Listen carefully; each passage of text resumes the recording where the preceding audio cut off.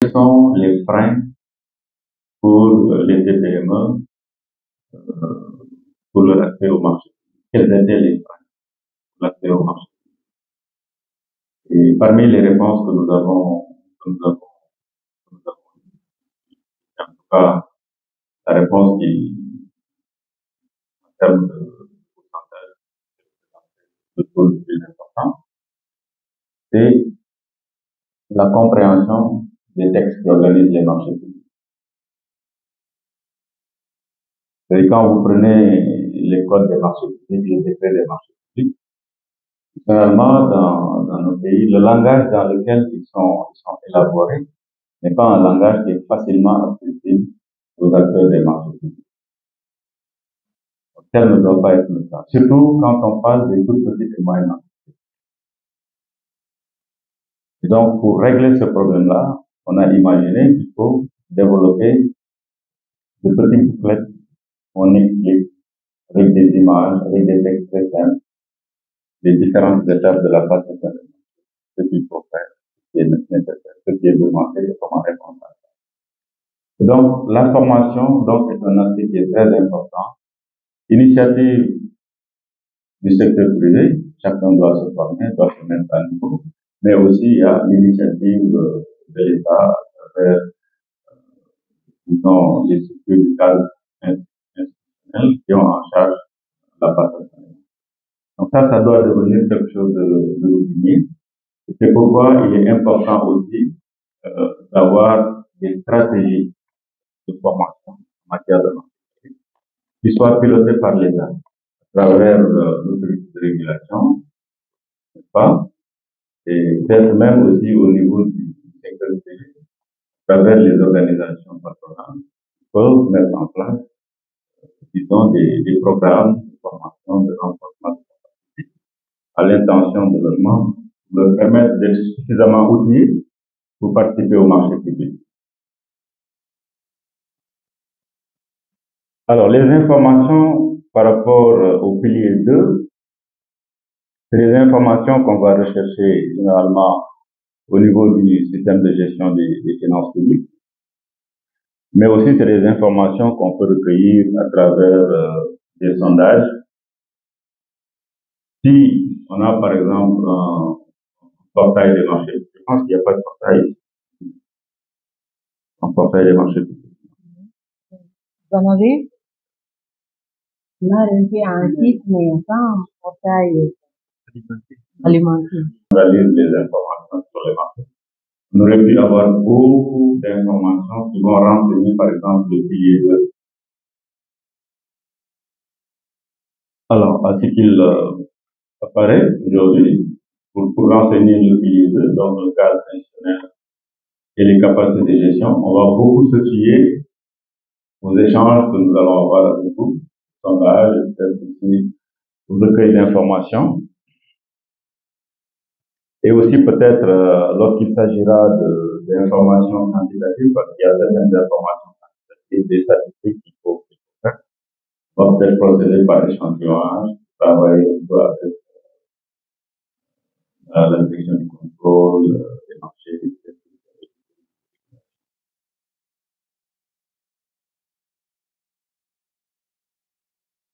Alors, l'autre pilier, qui est le pilier 3, concerne les activités d'acquisition et les pratiques du marché.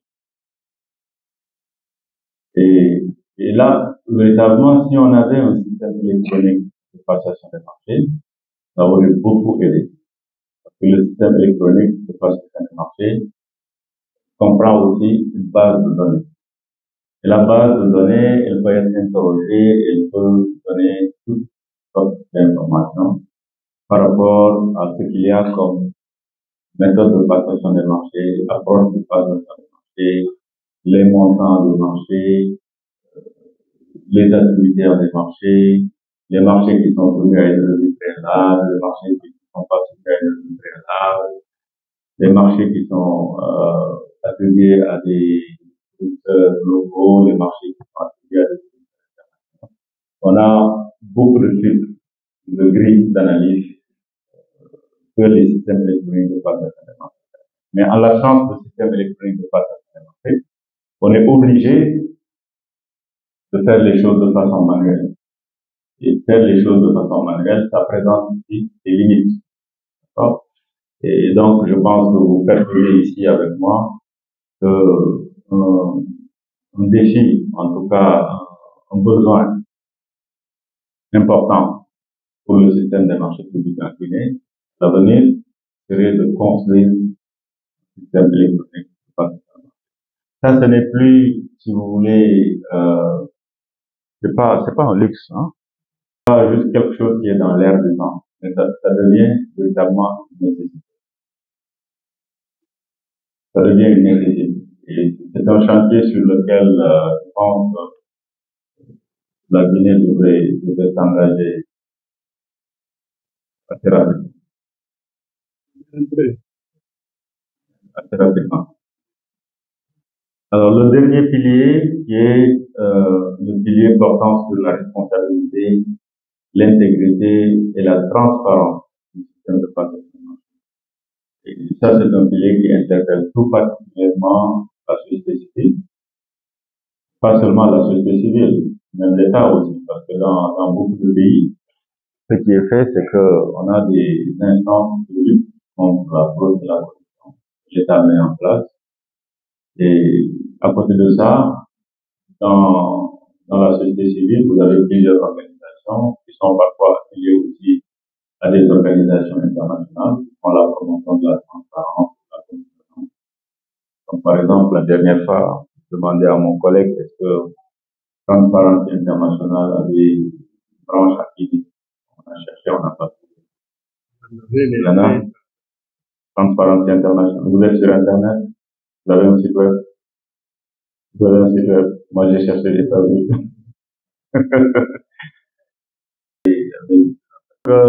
Donc, comme je le disais, hein, bon, ça c'est le quatrième pilier où vraiment le secteur la société civile a un rôle fondamental à côté du secteur public de l'État, mais c'est aussi un pilier qui intéresse tout autant le secteur privé, parce que, par exemple, si vous regardez dans les procédures de passation de marché de la Banque mondiale, pour la promotion de l'intégrité, de la transparence dans la passation des marchés, vous avez une disposition qui est, par exemple, la possibilité pour ceux qui participent à un appel d'offres de pouvoir faire des réclamations. Et ces réclamations, c'est à plusieurs niveaux. Par exemple, sur un dossier d'appel d'offres, vous savez, lorsque moi je suis un soumissionnaire potentiel, j'ai pas soumis d'offre, je suis juste un potentiel soumissionnaire.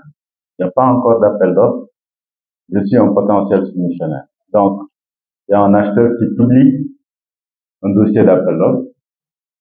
Moi, je veux soumissionner à cet appel d'offres. Je n'ai pas encore soumissionné, mais je veux soumissionner. Donc, je suis un potentiel soumissionnaire. Et quand je regarde le dossier d'appel d'offres, je trouve qu'il y a matière à se plaindre. Pourquoi? Parce que j'estime que les spécifications qui sont dans le dossier d'appel d'offres, certaines dispositions sont très orientées et que ces dispositions soit écartent certains soumissionnaires ou bien favorisent d'autres soumissionnaires. Et moi, j'ai ce sentiment-là, je peux me plaindre. Et il y a tout un mécanisme qui est en place qui fait que quand vous vous plaignez, l'acheteur auprès de qui vous vous plaignez a l'obligation d'abord de vous répondre en accusant réception de votre plainte et de traiter votre plainte dans un délai qui est prescrit. Et à défaut de ce traitement-là, dans le délai prescrit et de façon satisfaisante, la procédure ne pourra pas évoluer.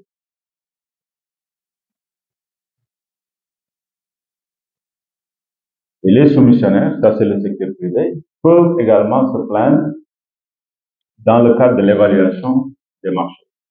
Par exemple, vous êtes dans processus à deux étapes. Donc, vous avez d'abord une évaluation technique, ensuite une évaluation combinée. À l'étape de l'évaluation technique, un soumissionnaire peut être éliminé. Et si le soumissionnaire trouve qu'il a matière à se plaindre par rapport à son élimination, il y a un mécanisme qui lui permet de le faire. Et dans ce cas-là, l'acheteur est tenu, lorsqu'il reçoit la plainte, d'accuser réception de la plainte, de traiter la plainte dans un délai prescrit. À défaut de le faire, toute la procédure va être figée jusqu'à un traitement satisfaisant. Et également au niveau de l'attribution du marché. Lorsque la notification de l'attribution, de l'intention d'attribution est faite, si un soumissionnaire trouve qu'il a matière à se plaindre, il peut le faire. Et également, il faut accuser de réception et il faut traiter la plainte dans un délai qui est prescrit. À défaut de le faire, la procédure également va être figée. Ça vise à défendre les droits du secteur privé, mais il est important aussi que les acteurs du secteur privé soient suffisamment au courant de ces mécanismes-là qui existent et qu'ils puissent les saisir dans le cadre de la passation.